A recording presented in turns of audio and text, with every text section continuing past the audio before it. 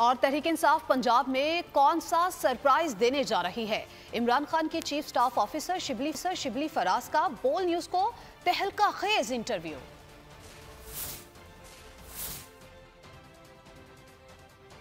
तहरीक इंसाफ इमरान खान के chief of staff officer और senator Shibli Faraz साहब हमारे साथ मौजूद हैं।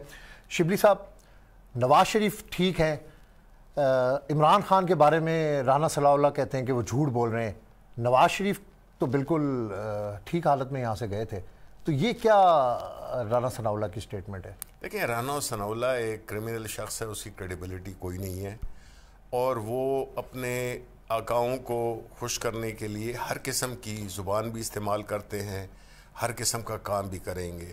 यानी अंदाज़ा बदकिस्मती देखे इस मुल्क की कि राना सनाउल्लाह जिसका इतना क्रिमिनल रिकॉर्ड है, ख़ास तौर पे जो मॉडल टाउन में जो इसका रोल रहा है और बाकी जो अपने फैसलाबाद में जो इसकी बारे में इसके अपने रिश्तेदार और अपनी पीपल्स ये मुस्लिम लीग नून के लोग बातें करते हैं, वो एक शख्स जो है वो इंटीरियर मिनिस्टर हो गया है। पंजाब की क्या सूरत हाल आपको नज़र आ रही है? क्या होने जा रहा है?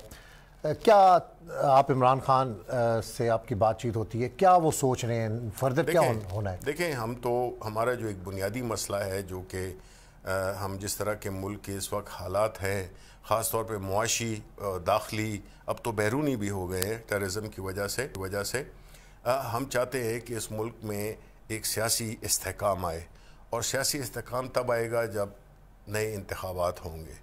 अब ये लोग इक़्तिदार से इसलिए चिमटे हुए हैं बिकॉज इन्होंने जिस तरह के आते साथ ही अपने सारे केसेस माफ़ करवाए, नैब के कानून में तरमीम कर दी और चोरी को हलाल कर दिया। इसलिए हम समझते हैं कि अगर मुल्क का कोई मुस्तकबिल जो कि काफ़ी इस वक्त उस पर बड़े सवालिया निशान हैं, ये मुल्क इस तरह नहीं चल सकता। इसलिए सबसे बेहतर तरीका यही है कि इंतखाबात कराए जाएँ। हमने हर पुरअमन मुजाहरे किए, हमने पुरअमन जलसे किए, जलूस किए, रैलीज़ निकाली और उसका असर नहीं हुआ।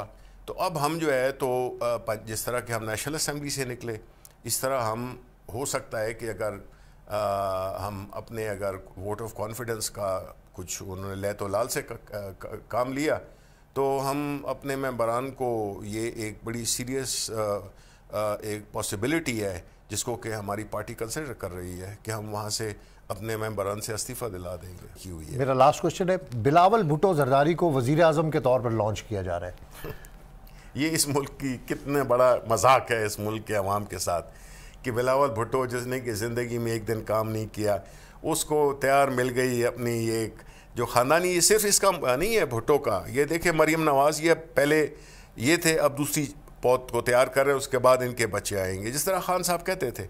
अब ये जो है मरीम को उन्होंने पार्टी का वो बना दिया, सीनियर लोग ये अपने आप को जमहूरी कहते हैं। सर कह रहे हैं कि मरीम नवाज़ गले का ऑपरेशन उन्होंने करवा लिया स्विट्ज़रलैंड में, अब वो वापस आ रही हैं पाकिस्तान में इलाज नहीं होता, वहीं पे इलाज होता है लोगों का। जी यही तो है, यही तो इस मुल्क की बदकिस्मती है। अब देखें दूसरी तरफ आपके पास एग्जांपल है इमरान खान की, वो जब भी उसको बड़ी सीरियस सिचुएशन में खान साहब रहे हैं, वो गए हैं तो अपने ही उसमें अस्पताल में गए हैं, पाकिस्तान में ही रहे हैं, इसलिए कि उस शख्स को पाकिस्तान से मोहब्बत है और उसकी तमाम जो वो हैं प्रायोरिटीज़ हैं वो पाकिस्तान से बंधी हुई हैं।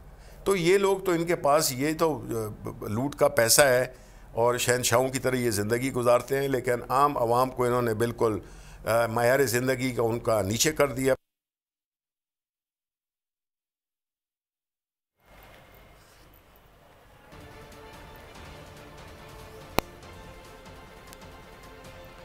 तहरीक इंसाफ का पंजाब में नया सरप्राइज तैयार है। शिबली फराज की जानिब से ये बताया गया है वो अब्बास शबीर से खुसूसी गुफ्तगू कर रहे थे और तहलका खेज इंकशाफात उनके सामने आए हैं और उन्होंने ये भी कहा है कि कौमी की तरह पंजाब असम्बली से भी बाहर आ जाएंगे और चेयरमैन तहरीक इंसाफ जो हैं वो इस मुल्क से शदीद मोहब्बत करते हैं। मुल्क